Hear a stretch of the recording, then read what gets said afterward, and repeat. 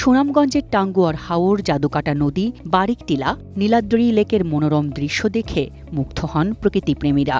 জেলা সদর থেকে ৪০ কিলোমিটার উত্তর পশ্চিমে অবস্থিত অপরিমেয় সৌন্দর্যের লীলাভূমি, পর্যটন সম্ভাবনাময় জনপদ তাহিরপুরে তাই বারবার ছুটে যান পর্যটকরা। প্রকৃতির অপরূপ দৃশ্যাবলিতে ভরপুর ভারতের মেঘালয় পাহাড়ের কোল ঘেঁষা এই জনপদ। তবে জেলা শহরের সঙ্গে উন্নত সড়ক যোগাযোগ গড়ে না ওঠায় এই সৌন্দর্য উপভোগে আগ্রহী হন না অনেকেই। নির্মাণে নাম্বার 1 শাহ সিমেন্ট।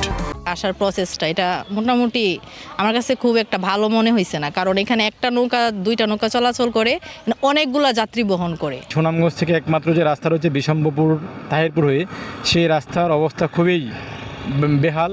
দেশ বিদেশ থেকে হাজারো পর্যটকের আনাগোনা এখানে, কিন্তু জাদুকাটা নদীর ওপর ৮ বছরেও শেষ হয়নি সেতু তৈরির কাজ। সেতুর অভাবে পর্যটক ও ব্যবসায়ীরা পড়েছেন চরম ভোগান্তিতে।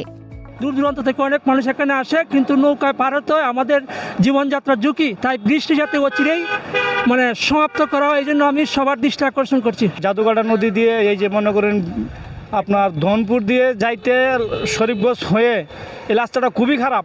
গাড়ি এবং পর্যটক যারা ঘুরতে আসে তাদেরও অনেক কষ্ট হয়। অনুন্নত যোগাযোগ ব্যবস্থার কারণে জেলা সদর থেকে একমাত্র মোটরসাইকেলে করেই যাতায়াত করতে হয় দেশের বিভিন্ন প্রান্ত থেকে আসা পর্যটকদের। রাস্তার অবস্থা খুব খারাপ। যদি সরাসরি রাস্তা হতো আর ব্রিজটা কমপ্লিট হতো, যে পর্যটকের ইয়াটা আরও বেশি হতো। এই এলাকাকে পর্যটন সমৃদ্ধ করতে হলে অবকাঠামোগত উন্নয়ন করতে হবে সরকারকে। পর্যটন খাতকে যদি উন্নত করা যায় তাহলে এই বেকার ছেলেমেয়েগুলা তারা কাজে লাগতে পারবে।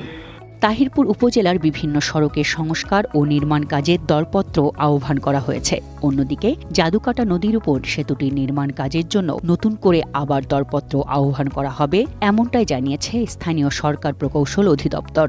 বৃষ্টি ইতিপূর্বে ক্যান্সেল এসে আমরা এটা রিমেনিং যেই পরিমাণ কাজ বাকি আছে সেই কাজের প্রাক্কলন তৈরি করে আমরা সদর দপ্তরে প্রেরণ করে আসি।